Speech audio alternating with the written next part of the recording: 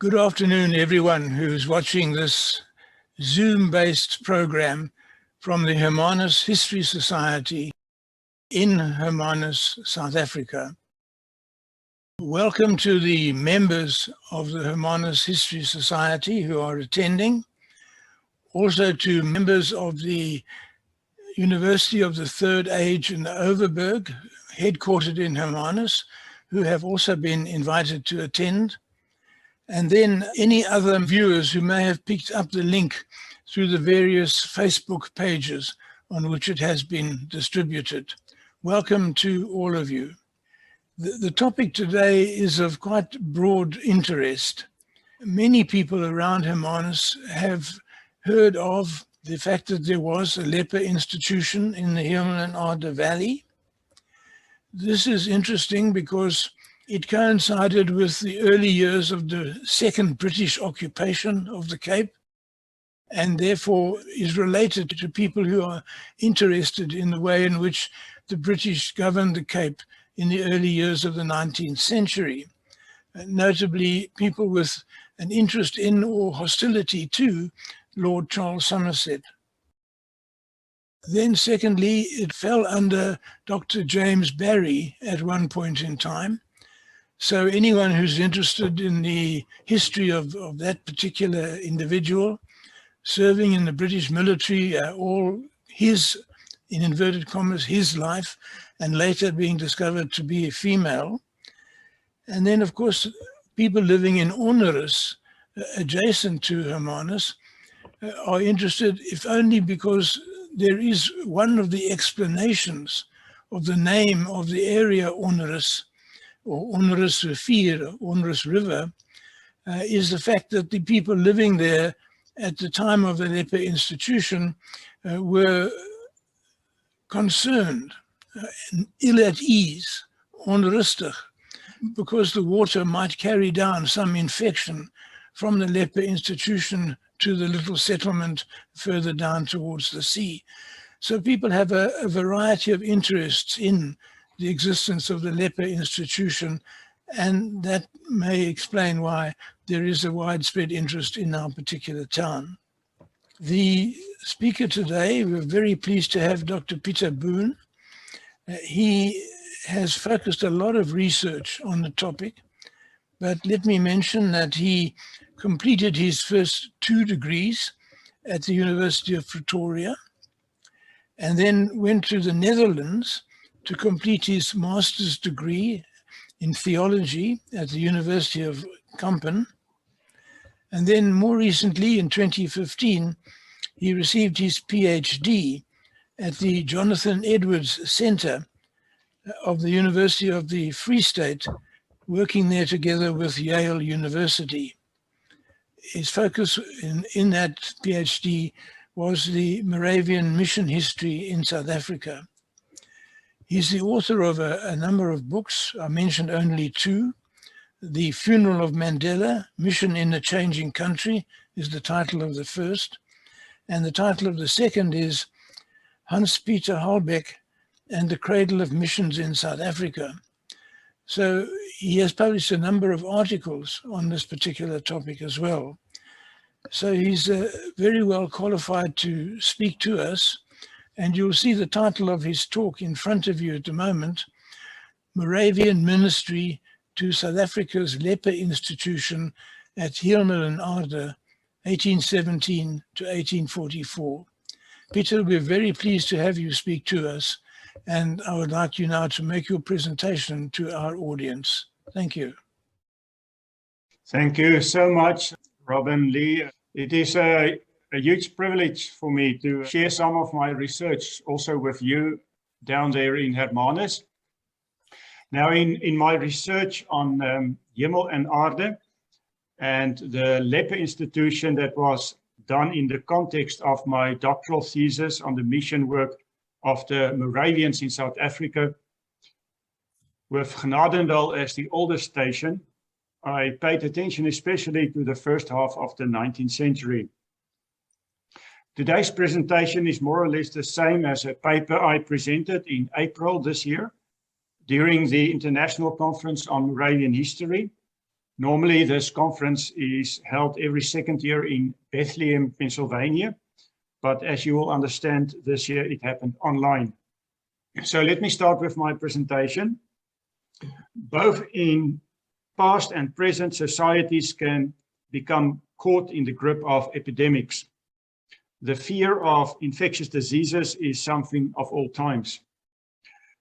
Now, this paper investigates the Moravian ministry to lepers at Hemel and Aarde from 1817 to 1844.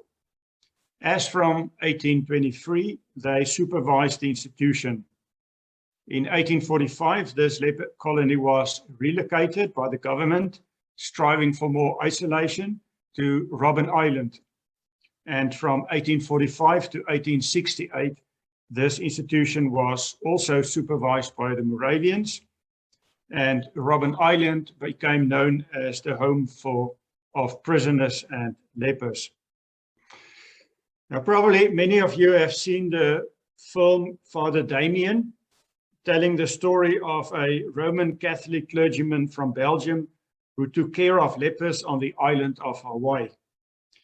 His self-sacrificing ministry attracted international attention in the second half of the 19th century. It also led to his death after having been infected with leprosy himself. Father Damian was not the only missionary taking care of lepers in the 19th century. Much earlier in the same century, Moravian missionaries were involved with the only leper institution in the Cape Colony. In South Africa, the leper asylum was erected in 1817 by the colonial government on a farm called Hemel in Aarde, in English, heaven and earth. This was where a relative of the owner, a leper herself, stayed already on the farm. And Hans-Pieter Halbeck, superintendent who communicated with the government on behalf of the Moravians, noted that the institute was situated in a desolate valley where there were no trees and nothing could be seen other than heaven and earth. Hence, the rather odd name that was given to this valley. Most of the lepers were Khoikhoi. Some were slaves, Muslims, and then there were Bantu, San, and a few European colonists. Government officials called landdrosts sent patients from all parts of the country to this institute. The disease made them all equals. There was a hospital with a doctor visiting on a frequent basis. During the first 5 years, the Moravian missionaries became involved on a voluntary basis to encourage these most unfortunate people, as Superintendent Halbeck put it. One of the doctors happened to be Medical Inspector J. Barry, with whom Halbeck experienced a lot of difficulties. His, or as we know presently, her orders were rather draconical, and the inhabitants did not like him/her at all. Halbeck conveyed this to the colonial authorities, and this led towards Dr. Barry being replaced. Now, let me start with this question. Why did the governor approach the Moravians with this request? One of the lepers at the institution, a woman from the Moravian station Genadendal near Caledon, started with Bible lessons for the children. This resulted in a request from the inhabitants of Hemel and Aarde that a Moravian missionary should come and live with them. In 1822, when the colonial governor, Lord Charles Somerset, inspected Hemel and Aarde, he was dissatisfied with the conditions and decided to approach the Moravians. He urged the missionary Pieter Leitner and his English-speaking wife from the mission station Mamre, that's 60 kilometers north of Cape Town, to take charge of the institution. They were willing to accept, but first referred the matter to Superintendent Halbeck in Genadendal. In November 1822, the governor invited Halbeck to Cape Town to discuss the matter.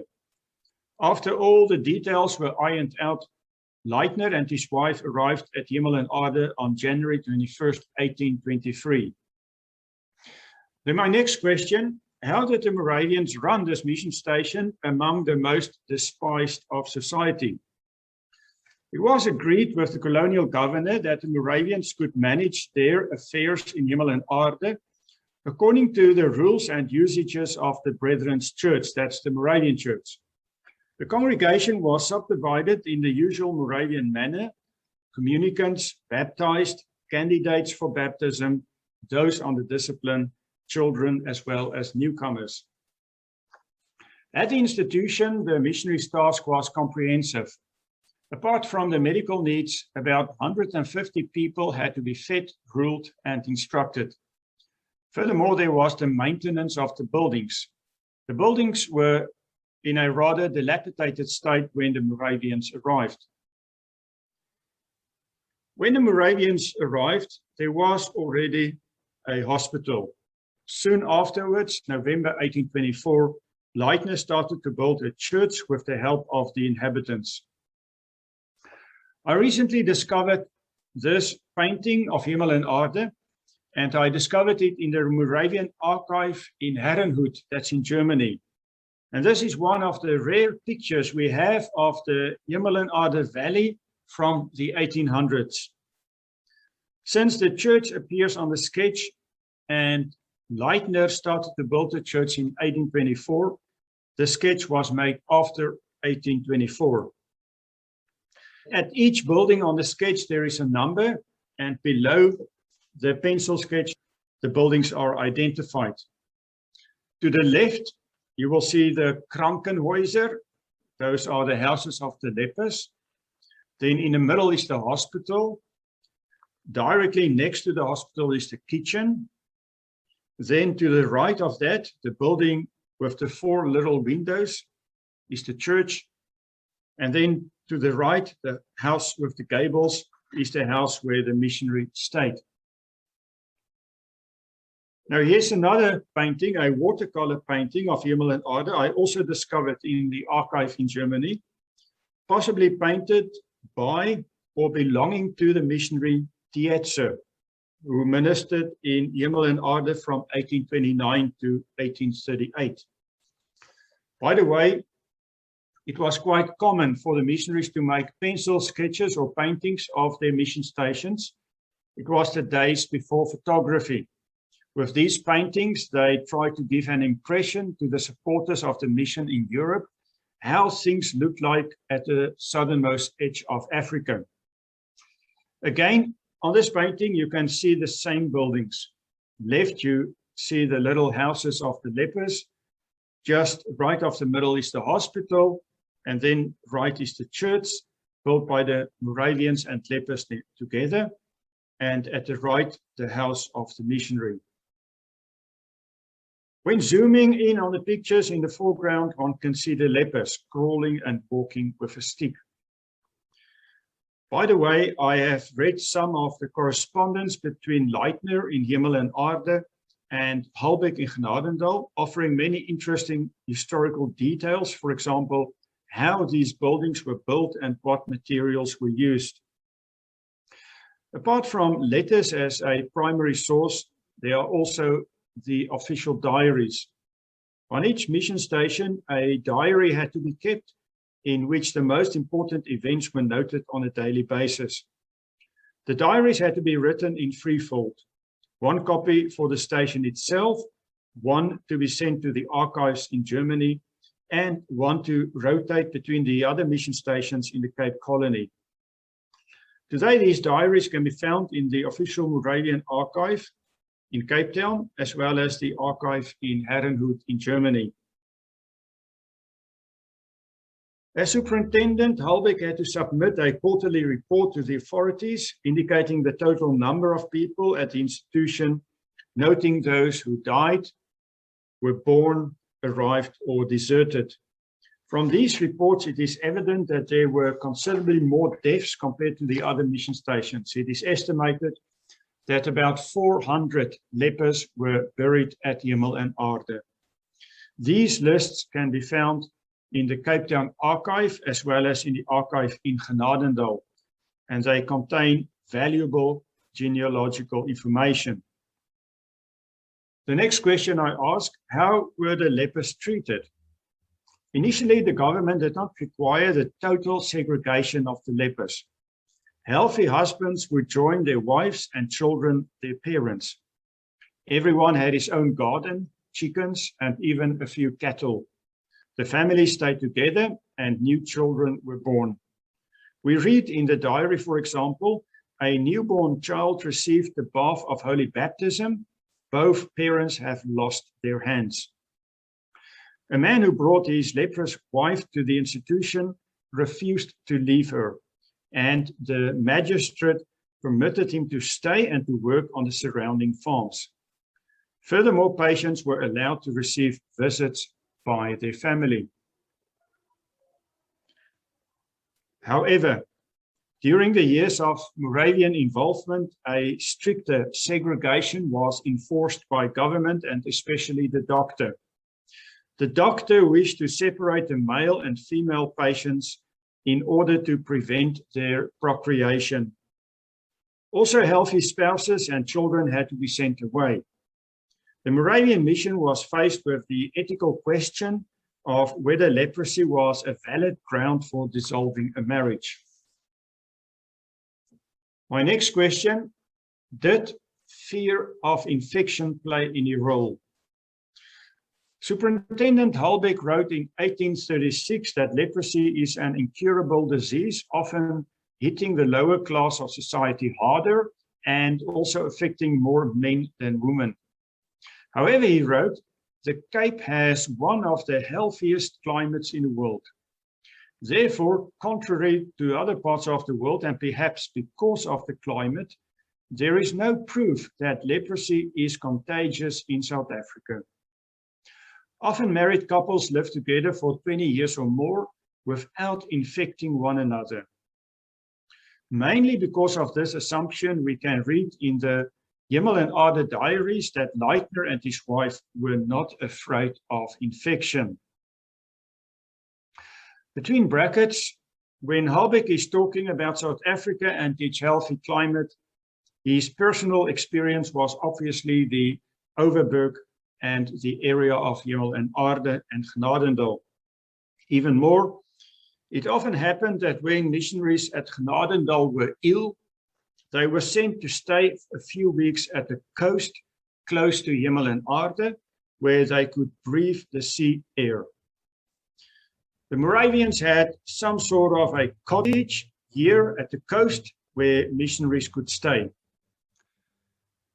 So, ladies and gentlemen, between brackets, just a proof from 2 centuries ago how privileged you are to stay in Hermanus, although as far as I know, Hermanus didn't exist as a town by then. Let me go to my next question. Why did the lepers refuse to be relocated to Robben Island unless a Moravian missionary accompanied them? In 1845, the lepers institution was relocated on government orders from Hemel and Aarde to Robben Island. The lepers left Hemel and Aarde in December 1844, and soon afterwards, for unknown reasons, the church building there went up in flames. Some suggested this was arson by neighboring farmers, yet this was never proven. For the lepers, this relocation to Robben Island was hard to swallow. It was presented by the magistrate as an improvement. Clearly, the government intended to isolate the lepers on the island. On the other hand, it meant for the patients that they would be cut off from their relatives and would have to leave their family, gardens, and livestock behind. Therefore, the magistrate had to use strong language to get their cooperation. But even the first group refused to enter the boat without the Moravian missionary. The missionary Lehman and his wife went along to settle on Robben Island. In general, the lepers were not happy with this relocation. As a commission of inquiry put it, they are a peculiar class of people, wedded to their own habits, and it is perhaps better to let them continue to enjoy themselves in their own way, rather than impose regulations which might irritate and annoy them. As is still the case with epidemics today, It was not easy to find the right balance between strict isolation at the one hand and social contacts at the other. On Robben Island, they were not only treated as patients, but in their own opinion, also as prisoners. The lepers were appreciative of the Moravian ministry among them. The missionaries were perceived as guardians of their interests, both physical and spiritual. Also on Robben Island, the lepers got along much better with the missionary than with the doctor. After having ministered on Robben Island for many years, the Moravians handed the work over to the Anglican Church in 1868 at the request of the government. Let me go to my next question. What were the Moravians' motives in maintaining a comprehensive work among the lepers? The missionary Leitner expressed at the beginning of his ministry the hope that the Savior would gather also from these despised people excluded from society a reward on his labor. The missionaries gave both physical and spiritual care.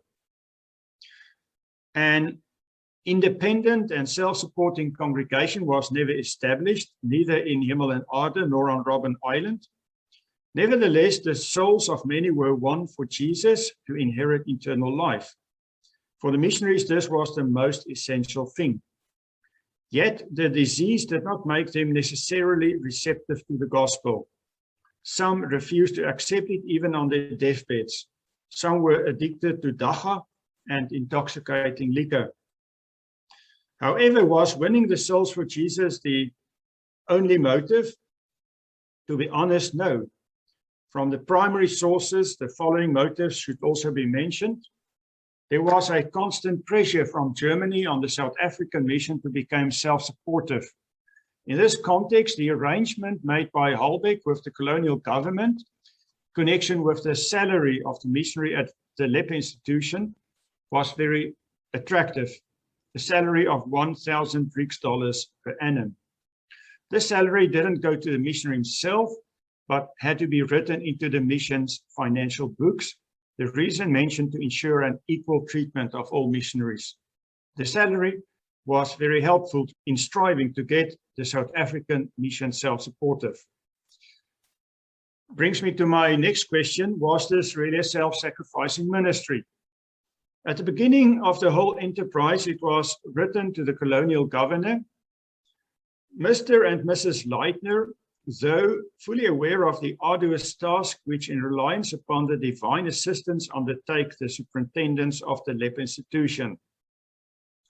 So was it hard for these missionaries to go to the leper asylum? Well, actually from the primary sources, it seems as if those missionaries who were called to the lepers, that they preferred to stay there above serving at one of the other mission stations. And it seems as if the main reason was that in Hemel and Aarde, they would be the only missionary, and therefore not having to live together and get along with colleagues. There is evidence that Superintendent Halbeck sent especially those missionaries to Hemel and Aarde who could not get along with their colleagues on the other mission stations. For example, the first missionary, Leitner, lived in conflict with his colleagues at the station Mamre. Halbeck wrote to the mission board in Germany, "Nothing worries me more than the displeasing relations of the colleagues there. Often violent quarrels have already occurred. If Leitner does not change his attitude, he has to be sent back to England." So the possibility to employ Leitner at Hemel and Aarde came as a welcome solution. Here, Leitner seemed to be in his element without any colleagues around. Also in regards to Lehman, similar things could be said. Superintendent Halbeck referred to the hot-temperedness of Brother Lehman, as well as the exaggerated thrift of his wife. In Mamre, he got involved in an ongoing conflict with a colleague. So this said, and in combination with the fact that there was no real fear of infection, it was not only an arduous, dangerous, and self-sacrificing ministry, although we can still admire the dedication of these missionaries. Let me go now to some secondary sources, books published on Hemel and Aarde, free booklets from the second half of the 19th century. These are secondary sources written about Hemel and Aarde and Robben Island. Let me start with the newest one, actually from the beginning of the 20th century. At the Genadendal Press, in the Dutch language, a booklet was published by the missionary Aarde, Hemel en Aarde, een liefdewerk der broedergemeente, Moravische zending onder de melaatsen in Zuid-Afrika. Translated, Hemel en Aarde, a service of love by the Moravian mission among the lepers in South Africa. It doesn't give a date of publication. However, Schmidt lived at Genadendal from 1902 until 1949. The booklet contains also pictures taken, photographs taken by the Reverend A. von Dewich, who stayed at Genadendal from 1904 until 1909. So these photos from the beginning of the 20th century were taken of the place where Hemel en Aarde was once located. Let me show you one example. This is a photo of the house where the missionaries used to stay. But as I said, this photo was taken in about 1905, 60 years after the leper asylum was relocated. Another book on Hemel en Aarde was published in Germany in 1897, written by J. Grunewald, and with the title Unter den Elendsten der Elenden, 50 Jahre Arbeit an den Aussätzigen in Südafrika, translated in English, among the most despised, 50 years of service among the lepers in South Africa. And then in the third place, there is a book written by J. Latrobe in English and published in London, Work Among Lepers by the Moravian Church in South Africa and Jerusalem. This book was reprinted in 3 editions, 1878, 1889, and 1894. Evidently quite successful literature. We read in the preface to the second edition, I quote, "The revision of this admirable little book from the pen of Bishop Latrobe of the Moravian Church cannot be but timely when the heroism of Father Damian and his recent death among the lepers of Molokai have attracted public attention to leprosy and aroused practical sympathy for the sufferers from that dread disease.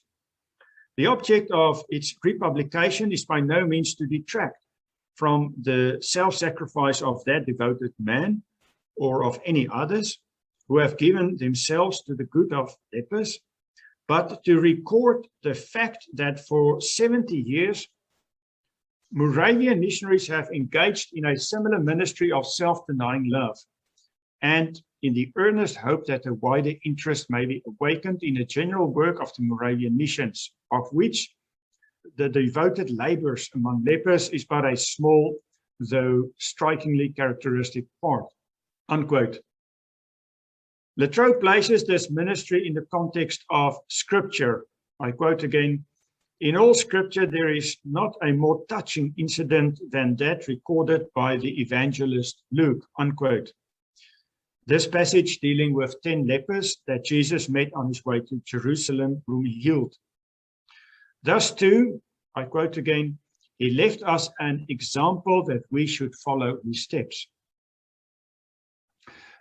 And then Latrobe turns his attention to South Africa. I quote again, "It is nearly 70 years since the Moravian Church, which has ever been ready to go to the most inhospitable climes, the most pestilential districts, and the most degraded peoples, had its attention called to the wretched lepers of South Africa." Latrobe gives a rather graphic description of the lepers, just as Grunewald also did in his booklet. Let me mention one of those descriptions. At the hour of the church service, you would see the one leper crawling on the ground towards the church, whose both feet have rotten away, There another pushes himself eagerly forward with his hands sitting on the ground in order to arrive at church in time. Yet another, who can't use both his hands and feet anymore, is brought in a wheelbarrow. Let me quote another graphic description. In one of the wards, a leper lies with in front of him a Bible. He reads to his companions the gospel passage for the coming Sunday. But when reaching the end of the page, he cannot turn it over because he lost his hands. An interested listener stands next to him, but also without hands. But he has a plan. In the corner of the ward, a third leper lies, who lost his feet, but still has his hands. This one is carried on the second's back to the bed of the first in order to turn the page. Attentive, all continue to listen to the sweet gospel. Now, these publications portray a rather romanticized picture. There is sole attention to the fact that it was a dangerous self-sacrificing ministry.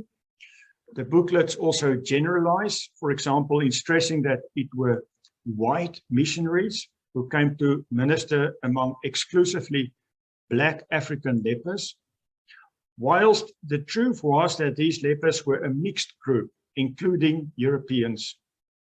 Furthermore, the impression is made as if all lepers longed for the gospel. From the accounts of the missionaries, it's clear that that wasn't the case.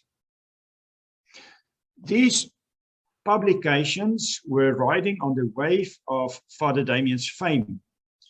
They were used as a means of raising funds for the new Moravian project in Jerusalem, also among lepers there.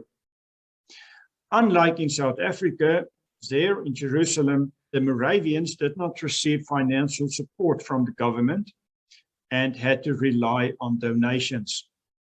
So the story of Hemel and Aarde and Robben Island became a milk cow for keeping the Jerusalem work going. Let me come to my conclusion.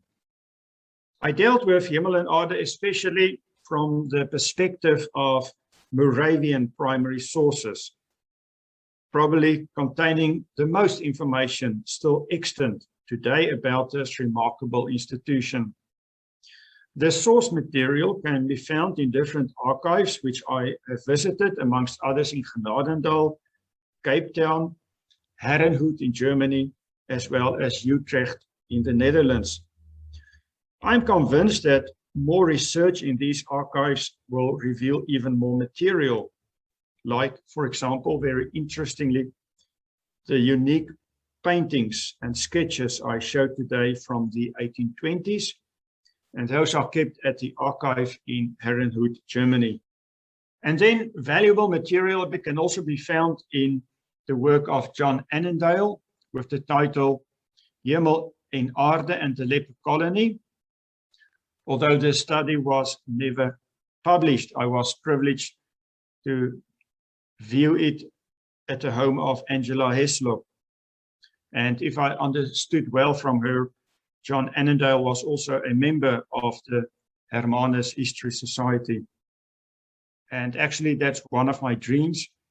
If a real book can be published on Hemel en Aarde, also containing the drawings and photos still extant.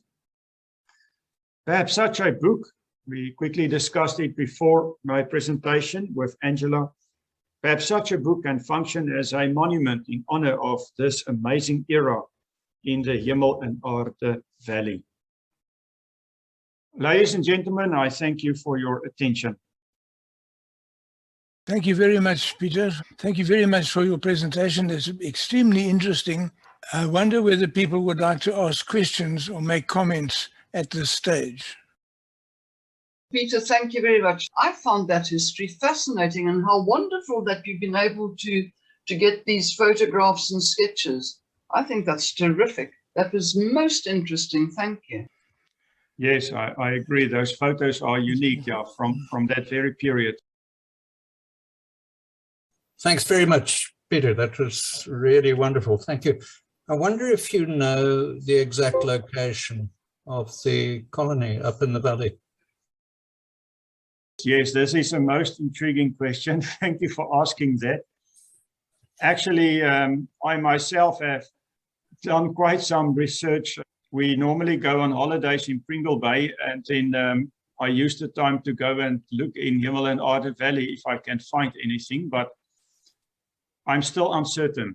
The only thing I know from the sources is that it was written that the Lepper institution was about 1 hour walk from the sea. That's the only thing I know. The lepers also used on a daily basis to walk to the sea and to catch on fish, but where exactly, I don't know. Perhaps somebody else can give you that answer. There are two comments in the chat for you, Pieter. One is from Trudy Kuhleman, who wants to say, I thoroughly enjoyed this interesting talk. Thank you very much. And then from Frans Tiernissen, who is a long-standing member of the History Society and also resident in this area. He says, there is a house in Onneris opposite the caravan park, which was used by the Moravian clergy. It is believed to be the oldest extant house in Onneris. Has your research covered the existence of a house for the Moravians outside of the Leper colony and in the little settlement of Onneris? Yeah, thank you, Frans, for that most interesting remark. Perhaps the answer also to my question, because I have read a couple of times of missionaries from Gnadendal going sort of on holiday or to recuperate after an illness at the coast. And I also know that that was close to Hemel and Aarde. So perhaps this is also the answer where that has been. Now, I don't know how old that house is you're talking about, but it could well be the same location if it's not the same building anymore, where the Moravians also in the early 1800s used to go. I know the house that Frans is referring to. I can't just off the top of my head give you a date. It's known as the Missions House. It has been a residential property after the Missionary, and more lately an art gallery and a B&B. But it is very close to the beach. It's in De Villiers Street in Onneris, close to the beach. And although I think it's much larger now than it probably was when the missionaries used it, it is still known by that name. Pieter, may I ask you a question? First of all, thank you very much. I've enjoyed that immensely. Do you know of any treatments that were used for the leper people? I know James Barry, when he visited, said they had to improve their diet and go and get more frequent washes in the river. But other than that, I don't know of any treatments that may or may not have been used. Yeah, thank you, Angela, for that question. I have to confess that I'm not a specialist on the treatments. I think in that unpublished book of John Einendale, one can read quite a lot about that. What I do know is that there were continuously also communication between the doctor and the missionary on how the lepers had to be treated, and also with regards to their diet. It's not that it always went so well. Anyway, at least the people in the hospital, they received food from the kitchen, the hospital's kitchen, and that was, of course, healthy food. But we also read sometimes that some of those lepers would go and sell that food in order to get liquor.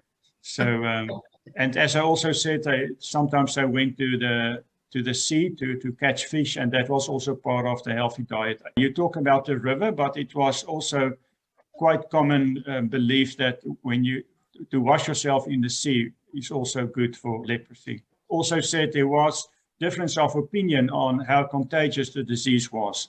Some people were very afraid, but as the missionaries also saw, sometimes it happened that families lived together at Hemel and Aarde without infecting one another. So the real reason for leprosy was not yet discovered. So people were uncertain. If I may just say something, from what I understand, they would not have had the means to treat it in those days because it's bacterial infection, mycobacterium. Of course, it was only since the discovery of antibiotics that it could be treated effectively, and is now treated with a multi-drug antibiotic treatment. It's true that the bacterium grows very slowly, so it would obviously depend on the patient's immune system, how quickly it grew. Sometimes the incubation period was up to 20 years. And if the immune system was strong due to a healthy diet or whatever, then of course the slower the bacterium would grow. So it makes sense that people thought that it wasn't contagious, but it was to a certain extent, and lo and behold, the same vector as now with COVID, it spreads through sputum droplets from sneezing or coughing, similar modem of spread. But there are no pictures of them wearing masks. Well, the whole thing of social distancing that was practiced and also advocated more and more by the doctor. That was especially also the reason why they were relocated to Robben Island. But no masks, yeah. But they were kept together as a group. The social distance was between them and a group and people outside the group. It wasn't between people within the group.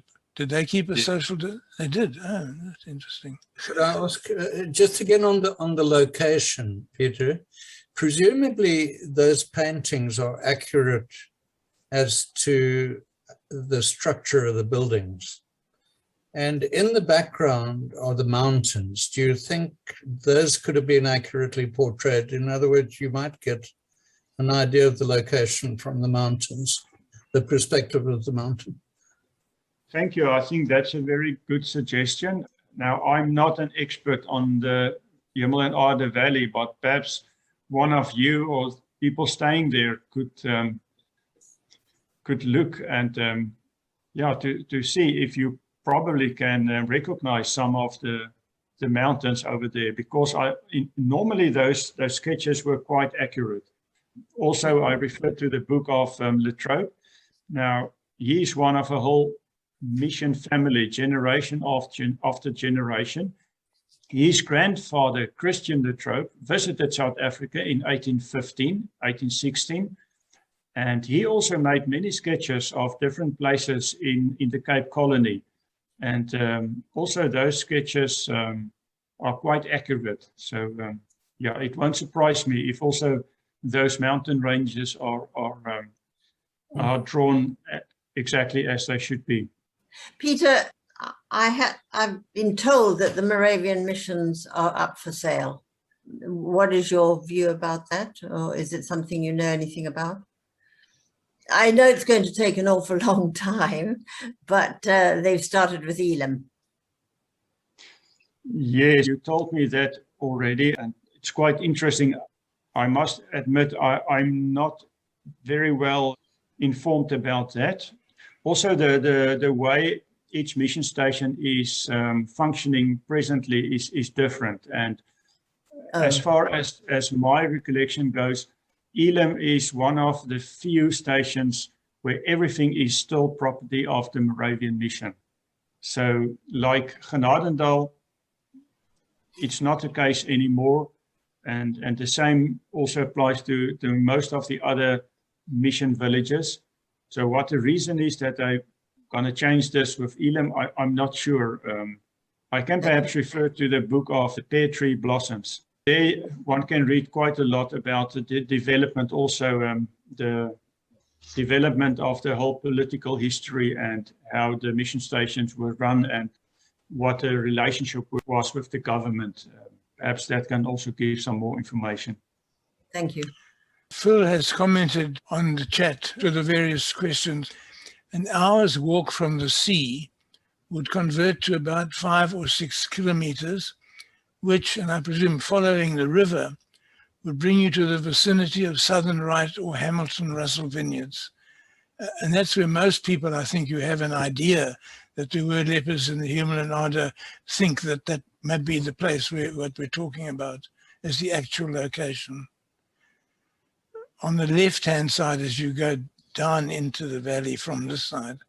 Is that correct, Angela? Is that where commonly people think that as you come down past Southern Right and Hamilton Russell on your left, down near the river, yes, Yes, where yes. the settlement actually was. That's what I've learned over the years, but nobody's particularly pinpointed it. But because when we thought about putting up some kind of memorial, the issue would have been where, and there seems to be mixed perspectives as to where it was, or where the site was. But yes, that's one commonly held, Robben. Yeah, I can perhaps just add in this booklet I talked about on Hemel and Aarde. There's also a photo of the location, and that photo was taken more or less 1905. But then it only shows some trees and a heap of rubble. And then also I showed the other photo of the house where the missionary stayed. And apparently that house was still there at the beginning of the 20th century, but I don't know if it's still there today. No, there's no such house in the vicinity at all. No. Okay. Pieter, can I say on behalf of the History Society, thank you very much for a most interesting presentation. You can see it evoked a lot of concern and interest from our members, and I'm sure that we will proceed with the better study of the events that occurred there and the institution in which they occurred. Perhaps finishing up with a relatively clear definition of where it actually took place and a monument there to recognize these events.